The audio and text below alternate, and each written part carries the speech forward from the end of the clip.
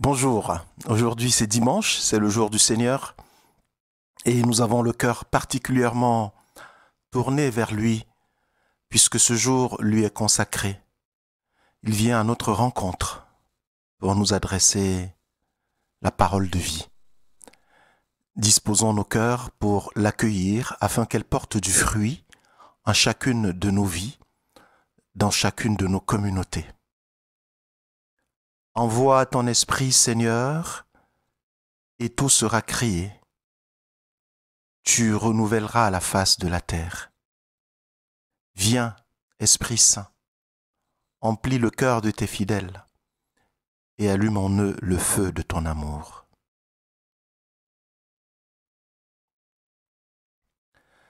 De l'Évangile de Jésus-Christ selon saint Luc, du chapitre 19, verset 1 au verset 10. En ce temps-là, entré dans la ville de Jéricho, Jésus la traversait.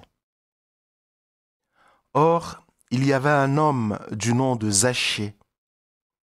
Il était le chef des collecteurs d'impôts et c'était quelqu'un de riche. Il cherchait à voir qui était Jésus, mais il ne le pouvait pas à cause de la foule, car il était de petite taille. Il courut donc en avant et grimpa sur un sycomore pour voir Jésus qui allait passer par là. Arrivé à cet endroit, Jésus leva les yeux et lui dit : « Zachée, descends vite. Aujourd'hui, il faut que j'aille demeurer dans ta maison. » Vite, il descendit et reçut Jésus avec joie. Voyant cela, tous récriminaient. Il est allé loger chez un pécheur. Zachée, debout, s'adressa au Seigneur. « Voici, Seigneur, je fais don aux pauvres de la moitié de mes biens. Et si j'ai fait du tort à quelqu'un, je vais lui rendre 4 fois plus. » Alors Jésus dit à son sujet : « Aujourd'hui, le salut est arrivé pour cette maison, car lui aussi est un fils d'Abraham. En effet, le Fils de l'homme est venu chercher et sauver ce qui était perdu. »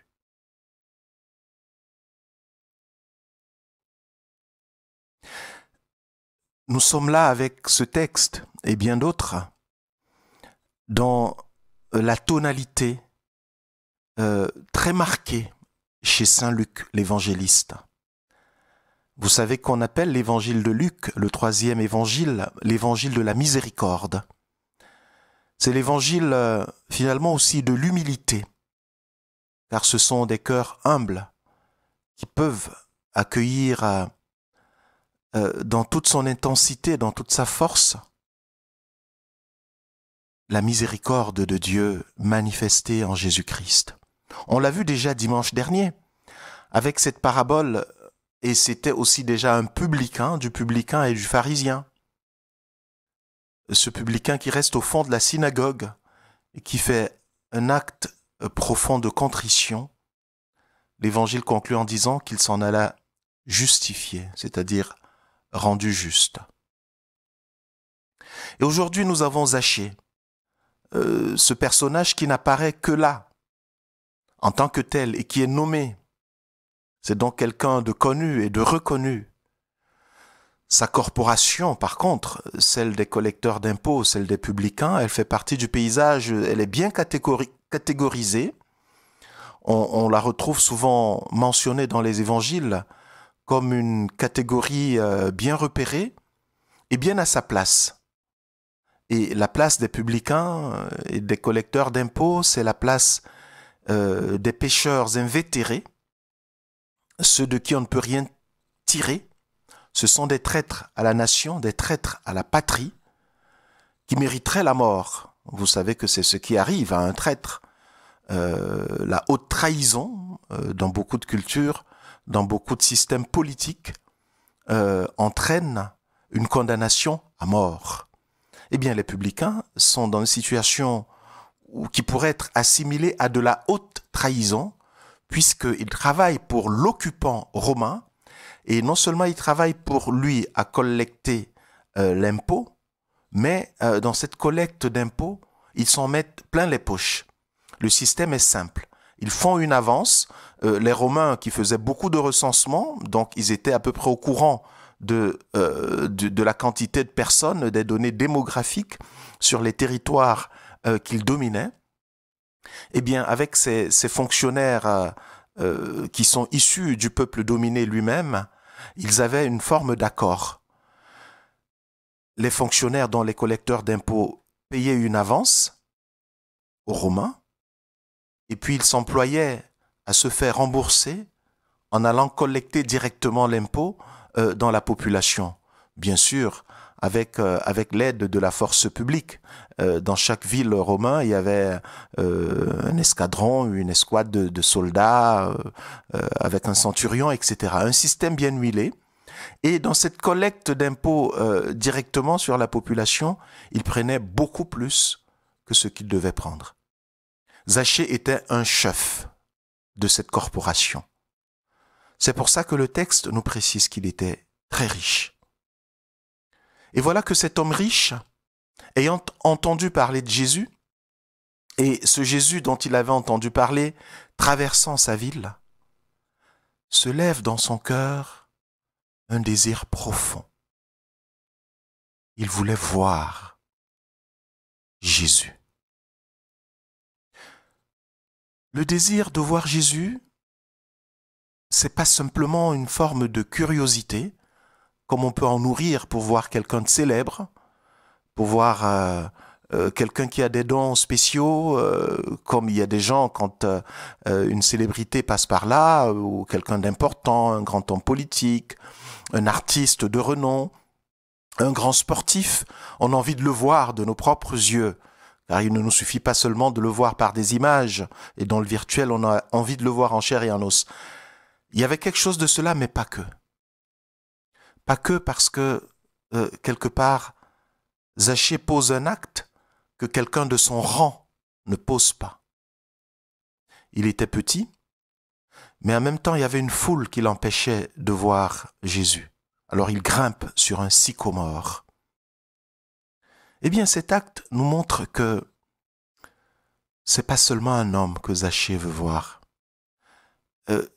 Il sait peut-être pas qu'il veut voir Dieu, mais c'est le désir de Dieu qui monte en lui lorsque, entendant parler de Jésus, de ce qu'il dit et de ce qu'il fait, eh bien, cette volonté de le voir grandit dans son cœur et finalement, il est prêt à tout, même à être ridicule, seulement pour le voir.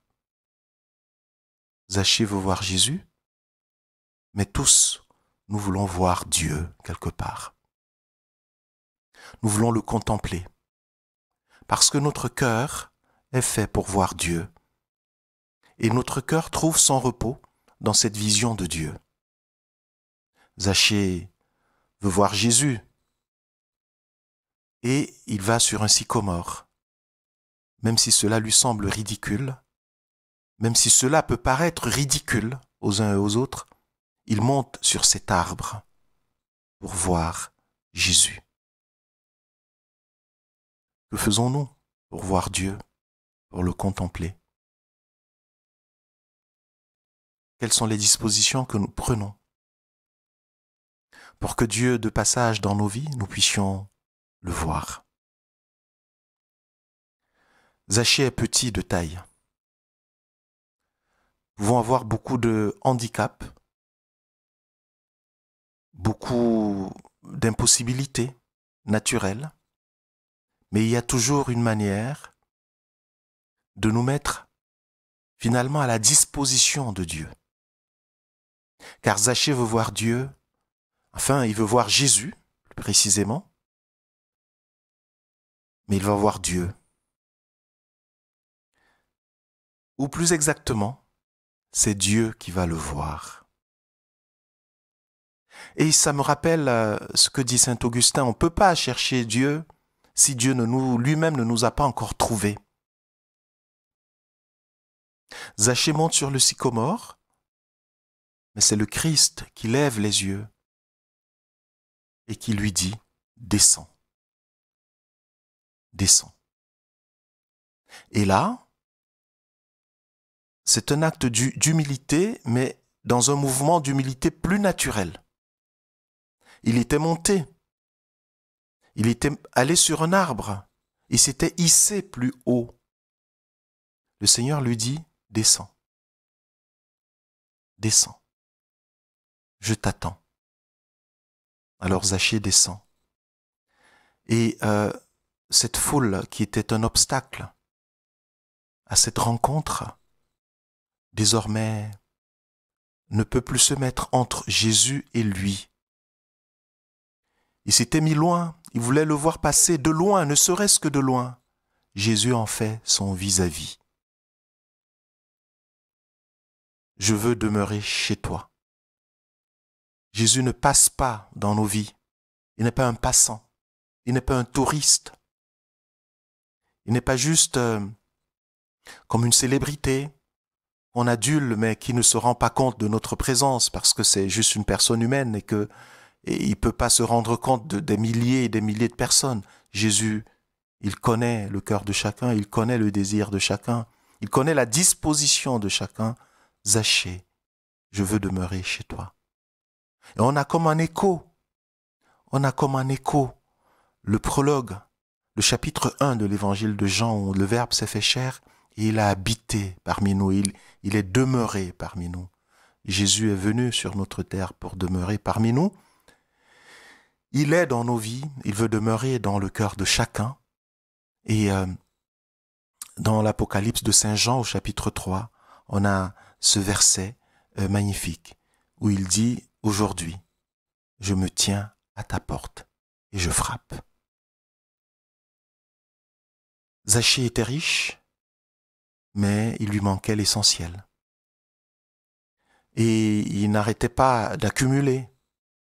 Donc il continuait à s'appauvrir au fond, à se dessécher, à s'enfermer dans cette forme de surenchère égoïste qui le faisait pressurer ses concitoyens, alors même que son cœur lui demandait beaucoup plus. Ce jour-là, il rencontre Jésus. Ce Jésus qu'il voulait juste voir, il le rencontre, il l'accueille, il fait l'expérience de la joie, l'expérience de la plénitude. Alors, il pose un acte, en tout cas il fait la promesse d'un acte fort, qui est un acte de conversion. Sa vie a changé, elle a changé profondément. Quelquefois, les gens disent « ma vie a changé » parce que leur situation charnelle s'améliore. Effectivement, si on était malade et qu'on est guéri, c'est un vrai changement dans la vie. Aussi, quelquefois, la situation matérielle. Si on n'avait pas une maison et qu'après on en a une, ça change la vie. Si on avait peu de moyens et que désormais on en a quelques-uns, ça change la vie. Mais tout ceci reste à la superficie. La vie de Zachée change au point qu'il est prêt à se séparer de ses biens, à rembourser ce qu'il a spolié injustement.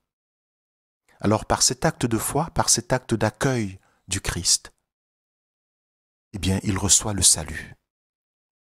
Dès que l'on se convertit, dès qu'on accueille le Christ, le salut entre dans la maison de nos vies. Alors bien sûr, extérieurement, les gens peuvent être scandalisés, récriminés. Ah ben cet homme est un pécheur, nous le connaissons tous, nous savons tout ce qu'il fait de mal. Jésus, il va chez lui, alors il cautionne. Il va manger avec lui, alors il cautionne. Il va habiter avec lui, alors il le supporte dans ce qu'il fait. Non, il ne va pas habiter chez le pécheur, il va habiter chez un homme qui est disposé à changer de vie et qui effectivement change de vie. Et c'est cet accueil miséricordieux du Seigneur qui va lui permettre d'aller jusqu'au bout et de changer vraiment de vie, puisqu'il se rend compte qu'il ne craint rien. Il se rend compte qu'une main lui est tendue, et c'est la main de Dieu. Il se rend compte qu'il ne pèse pas sur lui comme une fatalité, un jugement sans appel. Il y a un autre horizon, il y a un autre chemin possible pour lui. C'est le chemin de l'amitié avec Jésus qui rend possible le détachement, qui rend possible la vraie liberté, qui rend possible une générosité, un don de soi. Je vais rembourser à ceux à qui j'ai volé, eh bien, 4 fois plus que ce que je leur ai pris. Aujourd'hui, le Seigneur te dit, descends. Descends de l'arbre où tu t'es juché pour le voir passer juste de loin, peut-être parce que tu ne te sens pas digne. Le Seigneur te dit, descends. Aujourd'hui, je veux habiter dans ta maison.